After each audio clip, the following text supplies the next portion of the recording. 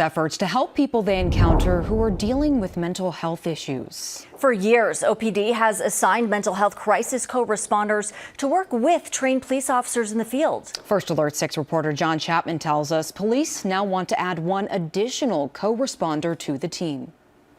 4 years ago, mental health professional Shelley Poole answered a call with an Omaha police officer. A man was having a mental health issue. Shelley is able to de-escalate the situation.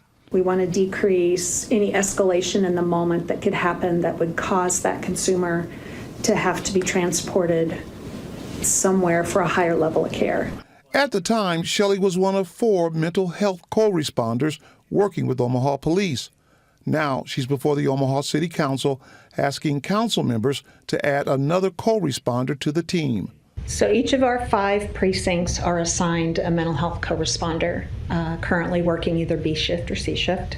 And then we have an additional adolescent co-responder assigned who works with Lieutenant Ott as well with the schools throughout our community on those threat assessments. The new hire would bring the number of co-responders to 7. Some city council members would like that number to be higher. I would like to see us have more than 7. It would be great if we could have one for every shift in every precinct and then also have backup. That is the hope.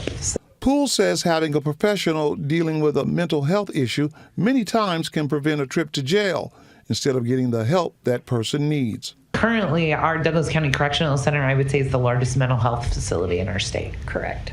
Some members of the City Council are in agreement of growing the number of mental health co-responders. And the de-escalation piece that your team does is a great asset for the city that I'm glad to support. I am thankful for philanthropy for getting this started for us and for the Behavioral Health Foundation in particular for continuing their support that we're seeing here today. But I think it is very important this becomes just part of the city budget. It is something the city should be doing and sustain for a long period of time. In Omaha, I'm John Chapman, First Alert 6. The new mental health crisis co-responder position will be paid for by extending a grant for more than $168,000 from the Omaha Police Foundation. The grant will expire at the end of 2027. The council will vote on the addition at the next council meeting.